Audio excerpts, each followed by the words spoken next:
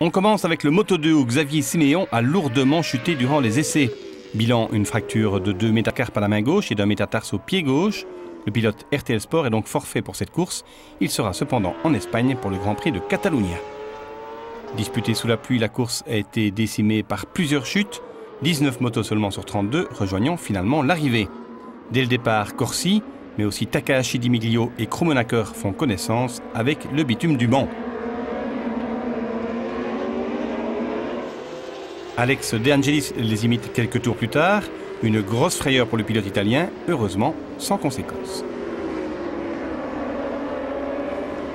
Quant au rapide britannique Gino Rea, qui occupait une belle place dans le top 10, une touchette avec Johan Zarco qui le dépassait l'envoie au tapis, ce qui ne manque pas de provoquer sa colère. Devant, c'est Paul Espargaro qui a pris le meilleur envol, mais Thomas Luthi est revenu dans ses échappements et le déborde au 7e tour. Le Suisse ne sera plus jamais rejoint. Plusieurs pilotes ont tenté de suivre, mais en vain, à l'image de Bradley Smith, l'équipier de Xavier Siméon, auteur d'un super départ, mais le Britannique en fait trop et tire tout droit. Fin des espoirs pour le pilote Tech 3.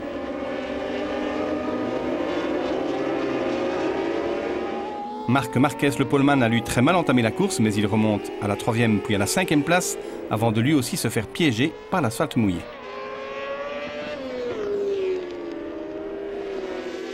Le pilote le plus rapide en piste, c'est le Français Johan Zarco. Auteur d'une magnifique remontée, il prend bientôt la 2e place et se lance à la poursuite de Luthi. Mais une fois encore, la piste mancelle a le dernier mot. Zarco chute à 4 tours de l'arrivée, alors que la victoire était à sa portée.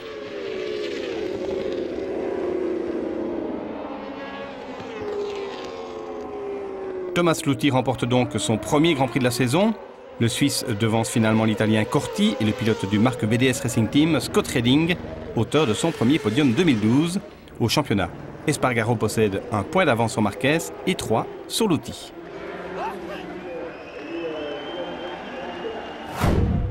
Course complètement folle en MotoGP grâce à cet homme. Valentino Rossi, auteur du 7e temps des essais, le Dottore a fait parler la poudre durant les 28 tours de ce Grand Prix. La course a cependant été dominée par Jorge Lorenzo, auteur d'un magnifique sans faute. Le pilote Yamaha a rapidement pris les devants et a creusé l'écart. L'Espagnol a gardé un rythme élevé toute la course. Personne n'a pu aller l'inquiéter. Lorenzo remporte son 2e Grand Prix de la saison et reprend la tête du championnat. L'intérêt de la course s'est reporté sur la magnifique prestation de Rossi. L'Italien a donné tout ce qu'il pouvait pour profiter de ces conditions délicates. L'an passé, c'est ici, au Mans, qu'il avait signé son seul podium avec Ducati. Rossi a tout d'abord fait sauter le bouchon Pedrosa avant de s'attaquer au Yamaha de Crutchlow et Dovizioso. Il faudra une bonne dizaine de tours à la Ducati pour trouver l'ouverture. Rossi se lance ensuite à la poursuite de Stoner, esselé à la 2e place. La jonction est faite à 3 tours de la fin et s'engage alors un mano à mano de toute beauté où les deux pilotes se passent et se repassent.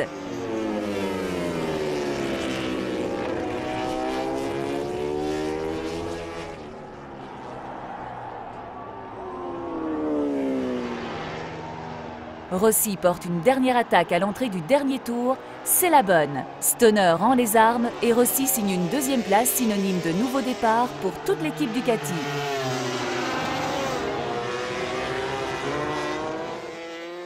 Pas de chance pour le Team Tech 3 avec la chute de Crutchlow et de Dovizioso. Les deux pilotes pourront repartir mais terminent 7e et 8e alors qu'ils étaient clairement en mesure de viser le podium. Sur le podium justement, c'est bel et bien Valentino Rossi le plus heureux, d'autant que c'est son copain Michael Schumacher lui-même qui vient le féliciter sur le podium. Avec Stoner, qui a peut-être déjà la tête ailleurs suite à sa décision de se retirer en fin de saison, voilà peut-être le championnat relancé. La 4e manche du championnat de Belgique des rallyes, le Seizoens à Bocholt, a été endeuillée par l'accident mortel dont ont été victimes Roel Vrolix et Stef Winters. La Mitsubishi Lancer Evo 10 de cet équipage régional a violemment heurté un arbre. Le pilote et le copilote sont décédés suite à leurs blessures. L'organisateur a décidé d'arrêter le rallye en accord avec les équipages présents. 3e manche déjà du championnat de France des rallyes. Éric Brunson rapidement écarté. La lutte a opposé Stéphane Sarrazin et sa Peugeot 307 WRC. à Jean-Marie Cuoc sur une autre WRC, la Ford Focus. Les deux hommes ne se sont pas quittés d'un pneu pendant toute l'épreuve. Dans un dernier coup de rein, Stéphane Sarrazin s'est imposé avec un petit dixième de seconde d'avance seulement sur Cuoc.